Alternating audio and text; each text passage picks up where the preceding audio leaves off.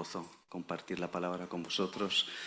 Es impresionante desde aquí arriba ver este auditorio, esta sala llena. Insisto que es un motivo de muchísimo gozo ver el trabajo que el Señor está haciendo. Y aprovecho para dar las gracias a los que hacen de máquina de tren en los grupos bíblicos unidos y concretamente en el trabajo entre los graduados. Creo que es un trabajo que están haciendo extraordinario y ahí estamos viendo los frutos y damos muchas gracias a Dios por ellos. La gran fractura.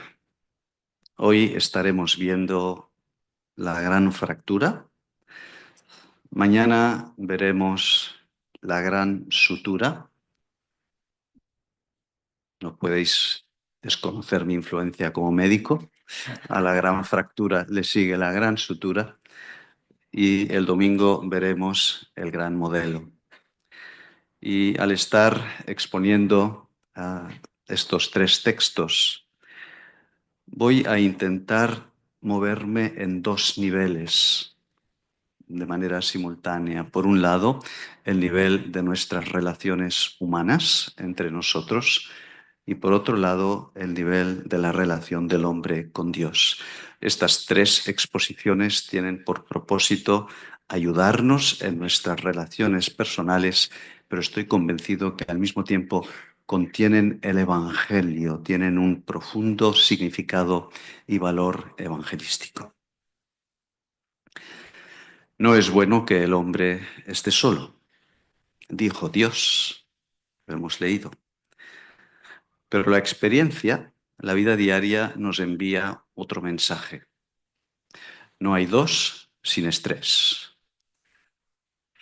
¿Sabéis el refrán popular de que no hay dos sin tres? Pues la experiencia nos dice que no hay dos sin estrés. Las relaciones son una bendición y un problema a la vez. Una relación puede ser la antesala del cielo o puede ser el infierno mismo. En las relaciones nos puede salir el ángel que todos llevamos dentro o la bestia que también todos llevamos dentro. Utilizo la expresión de Pascal. Uno de los grandes temas de la obra de Pascal es precisamente la grandeza y la miseria de las relaciones humanas o del ser humano, título genérico de mis tres exposiciones, grandeza y miseria. Constantemente encontramos esta ambivalencia. Las relaciones son tensión. Por tanto, la relación es bendición, pero al mismo tiempo es también tensión, conflicto. Me gustaría empezar encuadrando el tema en una fábula de Schopenhauer, el filósofo alemán, que nos da de inicio un buen diagnóstico, aunque es solo un diagnóstico. Mañana y pasado veremos que el tratamiento es muy distinto. Contaba Schopenhauer en una fábula que ilustra de manera estupenda lo que son las relaciones humanas. Él lo aplicaba a las relaciones. Decía, había una vez una familia de erizos y tenían un problema. Y es que era invierno y pasaban frío. Entonces tuvieron varias reuniones erizarias, asambleas de erizos, hasta que finalmente llegaron a la sabia conclusión de que tenían que encontrar la distancia adecuada, suficientemente cerca para no pasar frío y suficientemente lejos para no pincharse. Creo que esta fábula explica muy bien el principio que antes comentábamos, esta realidad universal. Nos necesitamos, pero al mismo tiempo nos pinchamos. O como dice otro refrán popular, ni contigo ni sin ti. Estamos constantemente en esta tensión. Por tanto, Nuestro diagnóstico inicial es que todos somos erizos. Todos tenemos pinchos. Hoy veremos de dónde vienen estos pinchos, por qué. Pero la conclusión a la que llega Schopenhauer está muy bien desde un punto de vista pragmático. Hemos de encontrar la distancia adecuada para relacionarnos sin tensión, pero nosotros como cristianos no nos conformamos con esto. Nosotros lo que queremos no es solamente encontrar la distancia adecuada, sino sobre todo pinchar cada día menos. Pinchar cada día menos. Esto es lo que queremos como cristianos. Esta mañana vamos a intentar responder a una primera gran pregunta. Cada día responderemos a una pregunta. La pregunta hoy es ¿por qué tenemos estos pinchos? ¿De dónde surgen las dificultades, los problemas en la relación? Antes, sin embargo, ¿por qué? Brevemente, ¿por qué necesitamos las relaciones? ¿Por qué pasamos frío si no nos juntamos? La respuesta la encontraréis perfectamente sintetizada en la introducción que Jaume Llenas ha hecho al librito. Ha hecho una introducción que es prácticamente un resumen de mis 3 exposiciones, usando además una expresión que me ha encantado, pura poesía. Dice que las relaciones están en la urdimbre del universo. Felicidades, Jaume. Yo no la... Me parece estupendo. Efectivamente, las relaciones están en la urdimbre del universo porque Dios es relacional y no es casualidad que Dios sea 3 personas, Trinidad, en una constante relación del Dios Padre, el Dios Hijo y el Espíritu Santo. Y nosotros estamos hechos a imagen y semejanza de Dios y por esto nos necesitamos los unos a los otros. Somos seres, Dios nos hizo seres racionales y relacionales. Somos seres racionales y relacionales. Por tanto, las relaciones son una necesidad que Dios ha puesto en nosotros y son un regalo que Dios nos ha dado para disfrutar. Es en la relación con el prójimo y en la relación con Dios que encontramos nuestra plena realización como personas. En el encuentro con el prójimo nos encontramos a nosotros mismos. La soledad es un factor profundamente generador de patología. Permitidme 2 ejemplos contemporáneos, entre muchos otros. Hay un estudio reciente de que la soledad es un factor influyente decisivo en el desarrollo y pronóstico de las demencias. Hasta tal punto es así que los organismos especializados en demencias nos advierten de que una de las mejores maneras de prevenir, porque incluso podría estar en la génesis, en el origen, como factor contribuyente, por supuesto, no la única causa, pero como factor contribuyente y sobre todo en el desarrollo de las demencias, la soledad. Necesitamos las relaciones. Un segundo ejemplo. Desde hace muy poquito, en España, la mayor tasa de suicidios ya no es entre los jóvenes de 15 a 30 años, que ha sido así hasta ahora. Desde que hay estadísticas, la tasa más alta estaba entre los jóvenes. Hoy, el año 2024, la tasa más alta de suicidios en España está en varones de más de 65 años. Es un dato realmente para reflexionar. Los jóvenes han quedado en segundo lugar. Estos 2 ejemplos nos muestran realmente la importancia del tema que estamos hablando, la importancia de encontrar relaciones significativas. Nos necesitamos, pero al mismo tiempo nos pinchamos. Por ello es tan importante responder a esta pregunta hoy. ¿Por qué nos pinchamos? Mañana veremos qué podemos hacer y el domingo veremos cómo podemos hacerlo. Mañana veremos el remedio, la gran sutura, y el domingo veremos el modelo.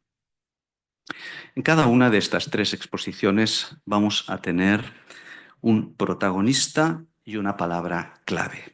Recordad esto. El protagonista hoy va a ser el ser humano, el hombre. Y la palabra clave, el yo, el ego. El protagonista, el ser humano, y la palabra clave, el ego. ¿Por qué nos pinchamos? ¿De dónde vienen los conflictos? Para responder a esta pregunta nos valdremos de una historia. Las historias siempre entran mejor que los conceptos, que las ideas. La historia de una ruptura. La historia de una ruptura resumida en una sola frase. Yo quiero más y quiero mejor. ¿Por qué nos pinchamos? La respuesta la encontramos en una historia. La historia de una ruptura que se resume con la frase yo quiero más y mejor. Por supuesto, nos estamos refiriendo a la historia de Génesis 3. En este texto original se nos describe en detalle cómo se rompió la relación del hombre con Dios. Pero, además, nos enseña por qué y cómo se rompen las relaciones de los hombres entre sí. Génesis 3 es un paradigma que se repite constantemente en toda ruptura de relación, en todos los conflictos de relación humana. Contiene los mismos elementos seminales que dieron lugar a la ruptura del hombre con Dios. Es por esto, como os decía, que constantemente estaremos viendo que los conflictos de las relaciones entre los hombres son un eco y se originan en el conflicto de la relación con Dios. Veamos en detalle. Cuatro ingredientes. Vamos a llamarlo los 4 ingredientes fatales, el cóctel de la separación. 4 ingredientes fatales que están detrás de la gran ruptura del hombre con Dios y de todas las rupturas de nuestras relaciones. En primer lugar, encontramos actitudes destructivas. Concretamente, 3 grandes actitudes, sobre todo 3 grandes actitudes. Primera, la ingratitud. La ingratitud contiene el embrión de los conflictos y de las rupturas de relación. En el texto paralelo de Romanos capítulo 1, Romanos 1 es un eco de Génesis 3, no le reconocieron como a Dios ni le dieron gracias. La ingratitud está en el origen. La ingratitud es el origen del pecado. En segundo lugar, soberbia. Profesando ser sabios, se hicieron necios. Esto lo veremos más ampliado mañana. Un autoconcepto inflado, una sobrevaloración del yo, lo que en términos más sencillos llamaríamos el orgullo. El orgullo. La ingratitud, la soberbia. Recordad que la palabra soberbia viene del latín superbia. Super, está por encima, uno que se siente super. El non plus ultra es un soberbio. De ahí viene la palabra. La tercera actitud equivocada, la ambición sin límites. La ambición sin límites. Ser como Dios. La autoexaltación. Subir hasta lo sumo. Adán y Eva quisieron subir hasta lo sumo. Jesús quiso bajar hasta el humus. Esto lo veremos mañana. Y se hizo humilde. Fijaos los dos movimientos que están en un contraste impresionante. Adán quiere subir hacia arriba, el síndrome de los hombres de Babel, hagámonos un nombre simbolizado en la gran torre que apunta al cielo. El hombre quiere subir hacia arriba, la ambición sin límites, Cristo quiere bajar hacia abajo para servir. Podríamos parafrasear el precioso texto de Filipenses 2 aplicándolo a Génesis 3. Adán no estimó el ser criatura de Dios como cosa suficiente, sino que se quiso exaltar hasta lo sumo y ser igual a Dios, haciéndose desobediente hasta la muerte y muerte eterna. La ingratitud, la soberbia, la ambición sin límites, las encontraréis repetidas en la inmensa mayoría de rupturas de relación en nuestros días y de los conflictos de relación. No solo en la familia, no solo en el matrimonio, encontraréis el mismo problema allí donde hay personas. Donde hay personas hay estos tres ingredientes que arruinan las relaciones. Actitudes destructivas que son el origen de estos conflictos, las raíces.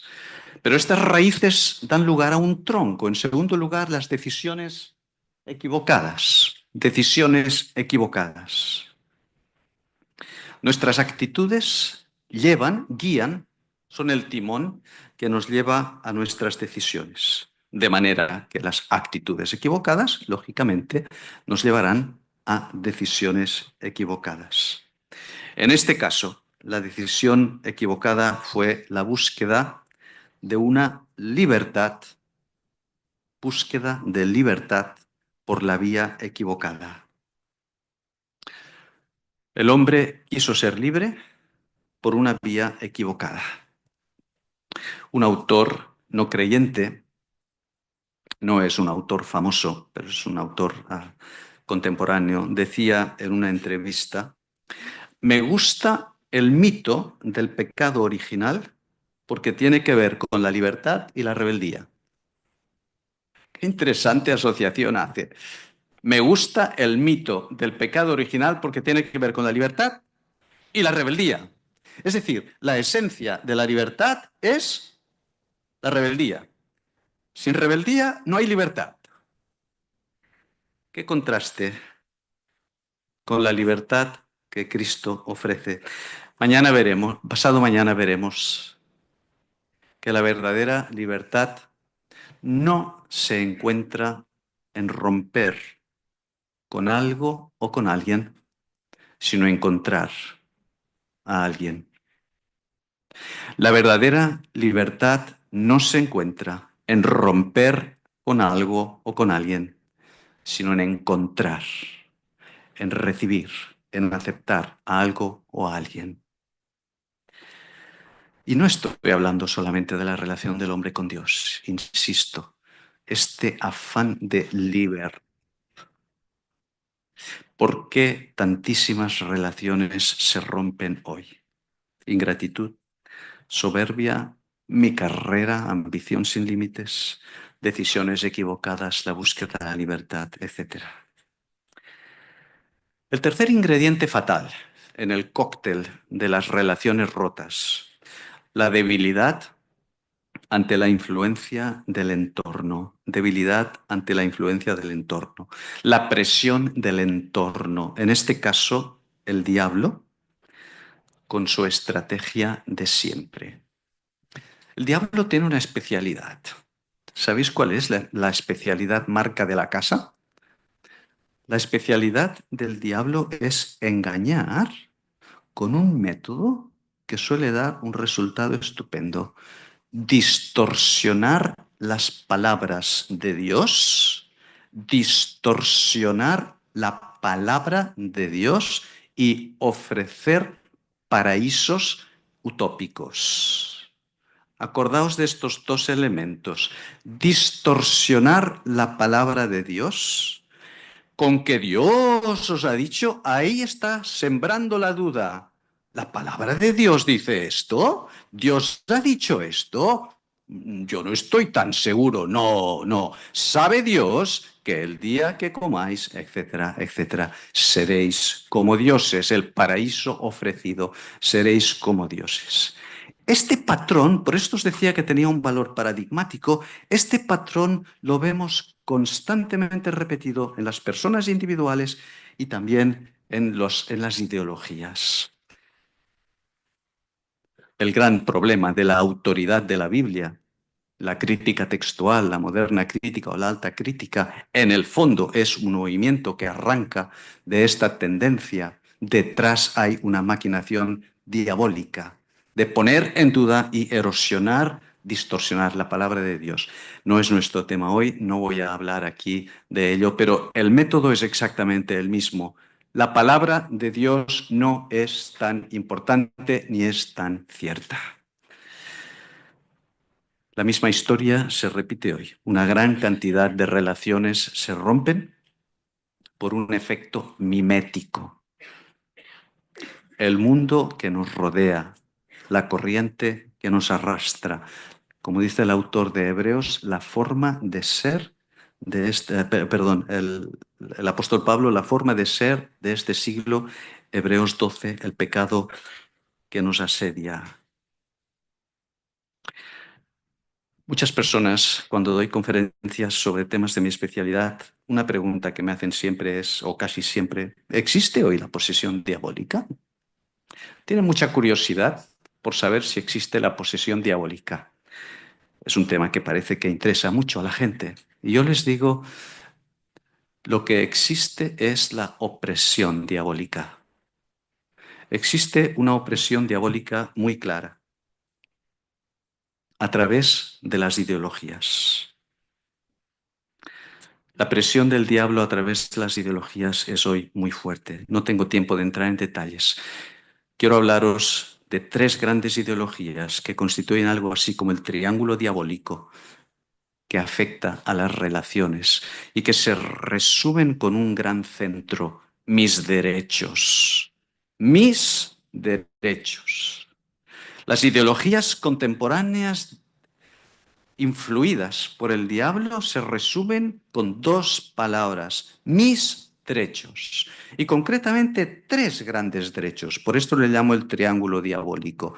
Mi derecho a ser feliz, el hedonismo. El derecho a ser feliz es el top de los valores personales. Yo tengo derecho a ser feliz. En segundo lugar, el derecho a decidir en todo, la autonomía absoluta. Nadie me tiene que decir qué de hacer yo con mi vida y con ninguna parte de mi vida. Y en tercer lugar, el derecho a ser yo mismo, el individualismo. Hedonismo, individualismo y la autonomía absoluta. Fijaos que estos tres derechos aparentemente son cosa buena, cosa legítima. ¿No tenemos derecho a ser felices? ¿Qué hay de malo en ser feliz? ¿No tenemos derecho a decidir? ¿Hemos de ser marionetas? ¿No tengo derecho a ser yo mismo? ¿Os dais cuenta de la sutileza? ¿Eh? Con que Dios os ha dicho y por ahí se va colando, no tengo derecho a ser feliz. Un ejemplo que se repite centenares de veces. Me he divorciado porque ya no era feliz y yo tengo derecho a ser feliz. Constantemente en todas las relaciones humanas, en la familia, en el trabajo, por desgracia incluso a veces en la iglesia, encontramos este germen de estas ideologías. En cuarto lugar, el cuarto ingrediente del cóctel, el cuarto ingrediente del cóctel de la separación, las excusas, el postre de la ruptura, la negación de la responsabilidad propia. Sabéis cómo termina la historia, ¿verdad? Adán se excusa culpando a Eva. Por cierto, un clásico de los conflictos matrimoniales. Y de forma implícita, fijaos el cinismo de Adán. Y de forma implícita le culpa a Dios. la mujer que tú me diste por compañera. Encima no me la pude escoger yo, me la diste tú.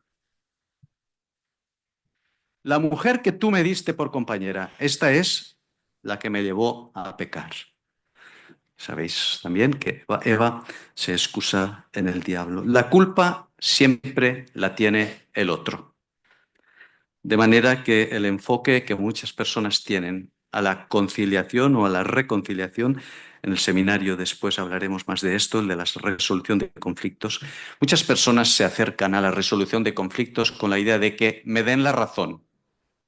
Si tengo la razón, que me la den. Y como la tengo, quiero que me den la razón. Es decir, se acercan a la resolución de conflictos con un enfoque netamente judicial. Acercarse con una actitud vindicativa.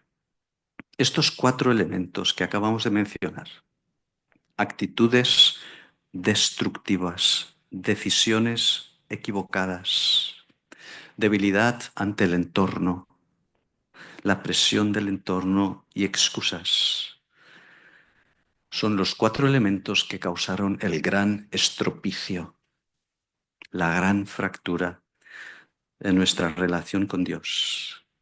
E insisto, se repiten en todas nuestras relaciones. El motor que hay detrás, el ego. El ego. Por esto os decía que la palabra clave hoy es ego, yo. ¿Sabéis cuál es para mí la definición más exacta de pecado? Y que creo que nuestros contemporáneos pueden entenderla muy bien. El pecado es una incurable adicción al ego. El pecado es una incurable adicción al ego. Somos adictos al ego y además somos incapaces de superar esta adicción por nosotros mismos y por mucho que nos lo proponemos, volvemos a caer en la misma tremenda adicción. Así termina la historia de la ruptura del hombre con Dios que explica por qué todos caemos en lo mismo. Yo quiero más y mejor y lo quiero ya. Como reza una canción, lo quiero todo y lo quiero ya. En segundo lugar, las consecuencias. Las consecuencias. Una fractura múltiple. Hemos visto hasta ahora la historia de la ruptura. Yo quiero más y mejor. Ahora las consecuencias. Una fractura múltiple. Una caída siempre tiene consecuencias. Los que os habéis caído y os habéis roto algún hueso lo sabéis.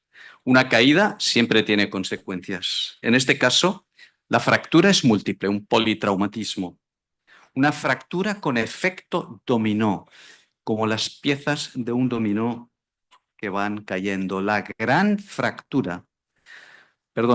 ruptura acarreó una gran fractura.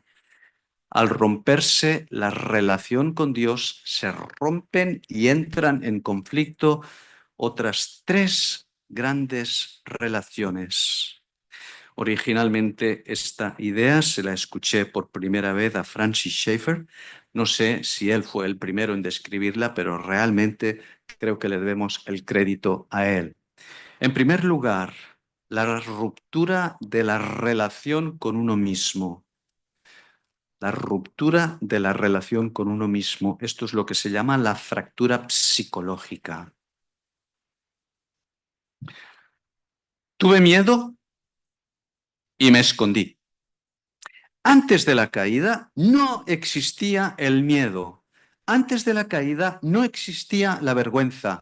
Antes de la caída no existía la ansiedad. No existían lo que hoy llamamos emociones negativas.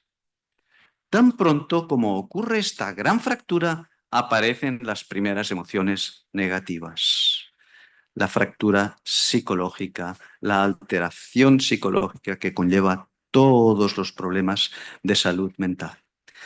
La segunda fractura, la relación con el prójimo, lo que llamamos la fractura social.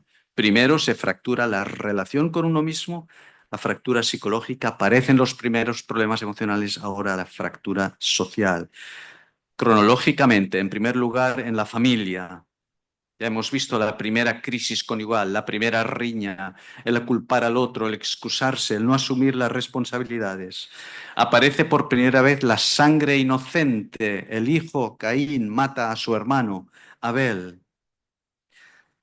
Aparecen los problemas sociales. Leed Génesis capítulo 6 o Génesis 4 y veréis que la violencia en la tierra era insoportable. Hasta tal punto era así que en una frase tremenda en el Génesis capítulo 6 dice que Dios se arrepintió de haber hecho el hombre sobre la tierra y dijo, lo raeré de la faz de la tierra, porque todo designio del corazón de ellos era de continuo solamente el mal. Fijaos en estos tres absolutos. Todo designio era de continuo solamente el mal. No se puede describir de una manera más intensa. El estropicio es inmenso. La fractura social alcanza límites insoportables para Dios. Si alguien culpa a Dios de indiferencia ante los problemas de la tierra, que lea Génesis capítulo 6. La fractura social la vemos también en el trabajo, el abuso laboral. A raíz de la caída, vamos a hacer una pequeña digresión sobre la teología del trabajo. A raíz de la caída aparecen dos consecuencias en el mundo del trabajo. ¿Sabéis cuáles son? El sudor. Antes el hombre trabajaba sin sudor, no sudaba. ¿Os habéis pensado alguna vez de esto? ¿Que el sudor no existía antes de la caída? El sudor forma parte de la maldición de la caída. Con el sudor ganarás el pan de tu frente. Nos lo dice claramente. Antes no existía el sudor. ¿A qué está aludiendo? A las circunstancias penosas en que se desarrolla el trabajo. El trabajo bueno en sí mismo ya existía antes de la caída. A raíz de la caída adquiere las circunstancias, unas circunstancias penosas. Jefes tiranos, compañeros insoportables, horarios salvajes, toda la patología que podáis querer, que queráis poner en el mundo del trabajo. Y los cardos y espinos. ¿Recordáis? La tierra producirá cardos y espinos. Es decir, tú puedes trabajar muy bien y normalmente tendrás buenos resultados, pero el que tú trabajes muy bien no es garantía de buenos resultados, porque la tierra está sujeta a maldición y en el trabajo puede que no haya buenos resultados, aunque tú trabajes de manera excelente. El abuso laboral, el abuso en las relaciones personales, el abuso sexual, el hombre que se enseñorea del hombre. Y aquí podemos encontrar pecados tan abominables y tan vergonzosos como la trata de personas, el mercadeo de personas. Hace un tiempo la esclavitud, hoy en día la esclavitud sexual. El tratar a las personas como cosas, como objetos. La fractura social. Y la tercera fractura, la fractura ecológica. Se rompe la relación, la armonía con la naturaleza. En Romanos capítulo 8 leemos: toda la creación gime a una y a una está con dolores de parto. ¿De dónde vienen los pinchos? ¿Por qué nos pinchamos? Porque la gran ruptura dio lugar a una triple fractura. Yo estoy en conflicto conmigo mismo, tengo problemas, tengo y tendré problemas. Todos tenemos problemas. Todos tenemos problemas emocionales.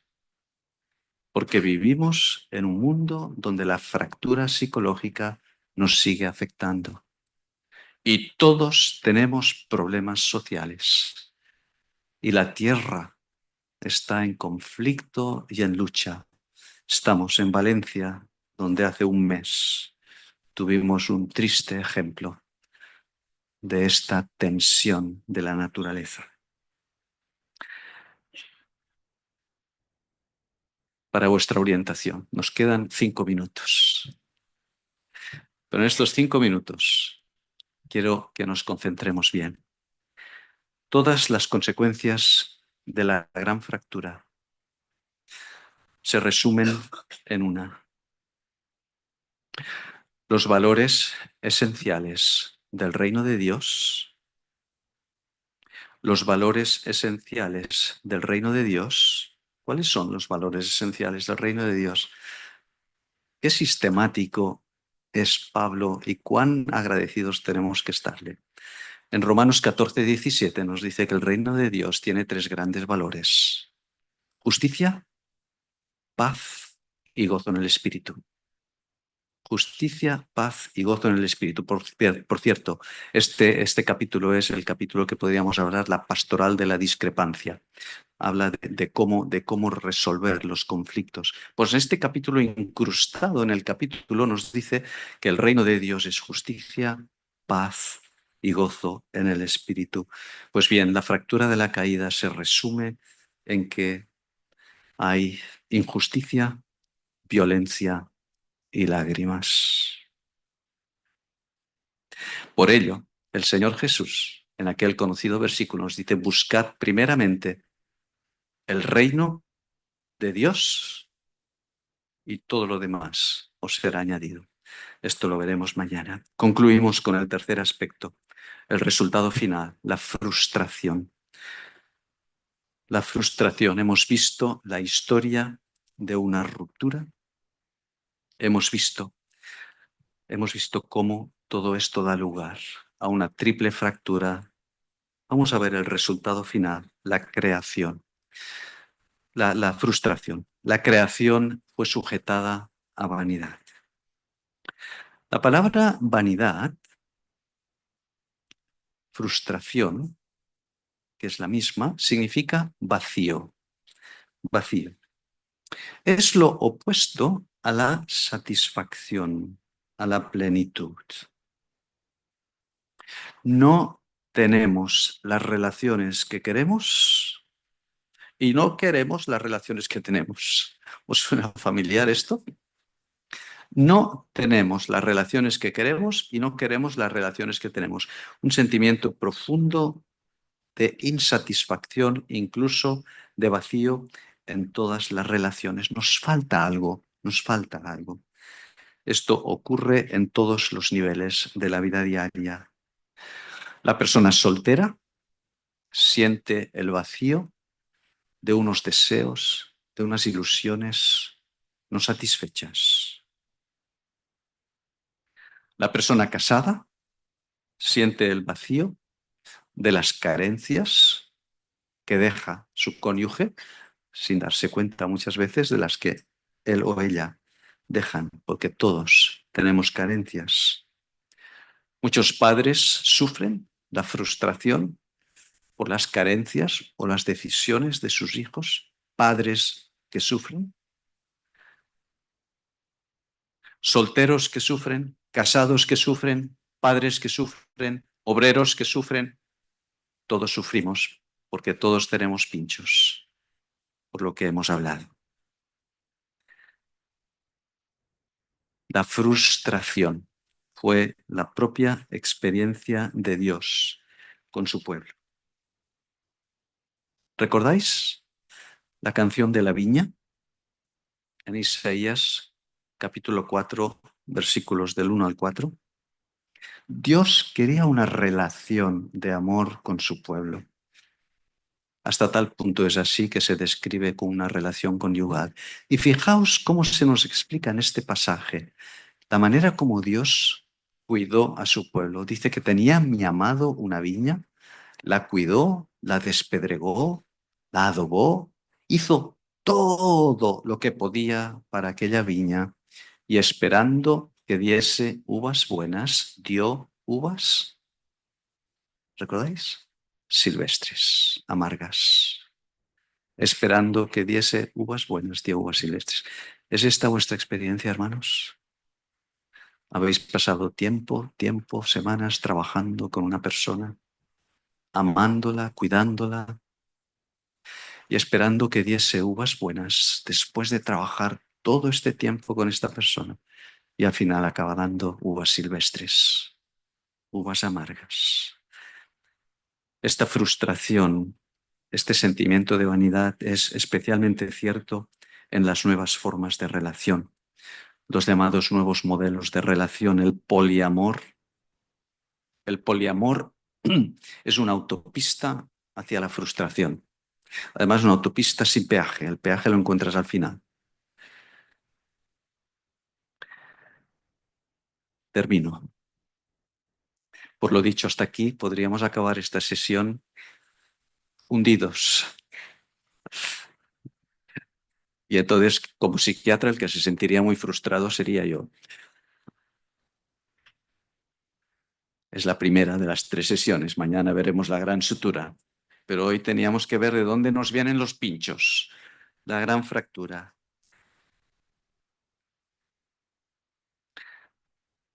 Hay remedio. No podemos acabar hundidos en el pesimismo. Este es el problema que tuvieron los grandes pensadores de la segunda mitad del siglo XX, del siglo XIX y primera mitad del siglo XX. Los llamados profetas de la desesperanza terminaron su pensamiento en este punto. Nietzsche, Freud, tan pesimista era Freud que a un niño le llamaba el perverso polimorfo. Freud tenía un pesimismo antropológico extraordinario. Sartre, cuando decía la náusea ya no me abandona, la náusea soy yo mismo. No, nosotros tenemos una gran sutura, que es la que veremos mañana. Pero es que además todos los conflictos de relación son una gran oportunidad para la reflexión. Todos los conflictos de relación son una gran oportunidad para la reflexión. El conflicto nos avisa de que algo funciona mal en nuestro mundo y en nuestra propia vida. El conflicto en la relación viene a ser como el despertador de Dios. El despertador de Dios. Me permito parafrasear una conocida cita de C.S. Lewis y decir: Dios nos susurra en el placer, nos habla en voz alta a través de la conciencia y nos grita en los conflictos de relación. Esta última parte es la que yo he puesto de mi cosecha. Y nos grita en voz alta en los conflictos de relación. Hermano mío, hermana mía, no caigas en el pesimismo. Hay remedio, hay una gran sutura, pero es que además todo conflicto es una gran oportunidad para encontrarte contigo mismo y, lo que es más importante, con Dios. ¿Puedes perder a una persona? Los conflictos siempre tienen componentes de duelo y de pérdida. Puedes perder a una persona, un amigo, pero vas a poder reencontrar contigo mismo y con Dios. Nosotros también gemimos, esperando la adopción, la redención de nuestro cuerpo. Romanos 8:23, uno de mis versículos favoritos en cuanto a consolación. Nosotros también gemimos, esperando la adopción, el rescate de nuestro cuerpo. Gracias a Dios que la gran fractura tiene también una gran sutura. Nos pinchamos, pero con la esperanza de que nos pincharemos cada día menos. Que el Señor nos bendiga.